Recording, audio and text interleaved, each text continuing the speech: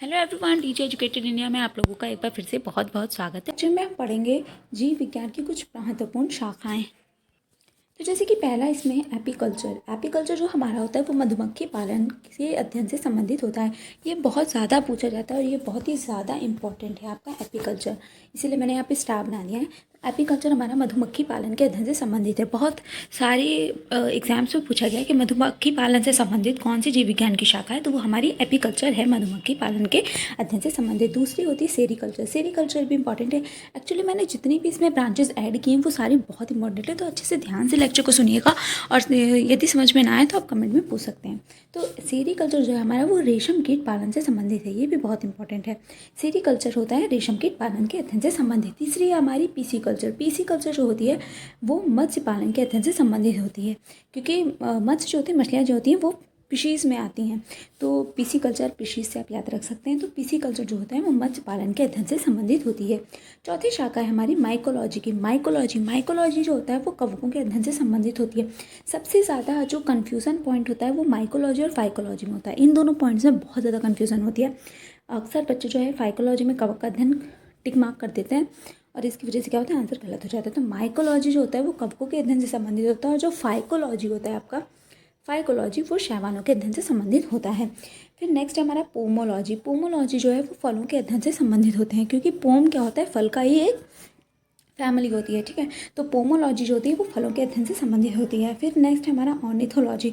Ornithology जो होती है वो पक्षियों के अध्ययन से संबंधित होती है। ऑर्निथोलॉजी पक्षियों के अध्ययन से संबंधित होती है। नेक्स्ट पॉइंट है हमारा इक्थोलॉजी। इक्थोलॉजी जो होता है वो मछलियों के अध्ययन से संबंधित होता है, ठीक है। अब देखिए आप कहेंगे ये भी मछली था, ये भी मछली था। देखिए जो पीसी कल्चर जो होता है वो मत्स्य पालन के अध्ययन से संबंधित, मत्स्य पालन के अध्ययन से संबंधित होता है पीसी कल्चर। लेकिन जो इक्थियोलॉजी होता है वो मछलियों के अध्ययन से संबंधित होता है, मछलियों के प्रकार, उनकी फैमिली, उनसे रिलेटेड होता है, ठीक है। तो इक्थियोलॉजी और पीसी कल्चर में डिफरेंस होता है। पीसी कल्चर मत्स्य पालन के अध्ययन से संबंधित होता है और इक्थियोलॉजी मछलियों के अध्ययन से संबंधित होता है। नेक्स्ट है एंटोमोलॉजी। तो एंटोमोलॉजी में हम कीड़ों का अध्ययन करते हैं, एंटोमोलॉजी में कीड़ों का अध्ययन किया जाता है। नेक्स्ट है डेंड्रोलॉजी। तो डेंड्रोलॉजी में हम वृक्षों और झाड़ियों का अध्ययन करते हैं, ठीक है।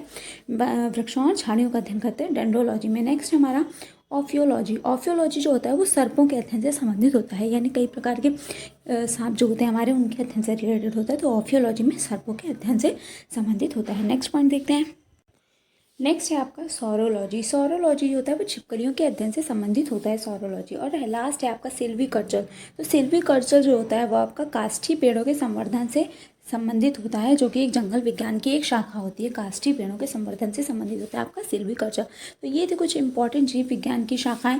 आई होप आपको ये लेक्चर बहुत अच्छा लगा होगा, इसलिए मैं शॉर्ट वीडियोज़ इसलिए बनाती हूँ ताकि ईजिली आप उसे देख पाएँ और अच्छे से आप लर्न कर सकें, बहुत ज़्यादा बोरिंग ना हो।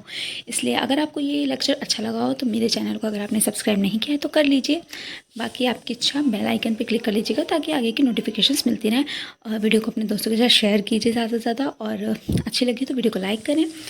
और अगर आपको कोई भी क्वेश्चन से रिलेटेड या किसी भी वीडियो की रिक्वायरमेंट हो आपकी, तो आप कमेंट में वो मुझे लिखकर बता सकते हैं, तो मैं कोशिश करूँगी पूरी कि आपको बता सके। इसके अलावा मेरी मैथ्स की, रीजनिंग की भी क्लासेस हैं। रीजनिंग की क्लासेस और मैथ्स की क्लासेस भी आप देख सकते हैं। और अगर आप किसी चीज़ की तैयारी कर रहे हैं तो मुझे ज़रूर कमेंट में बताइए कि आप किस चीज़ की तैयारी कर रहे हैं। सो आई होप आपको लेक्चर अच्छा लगा होगा।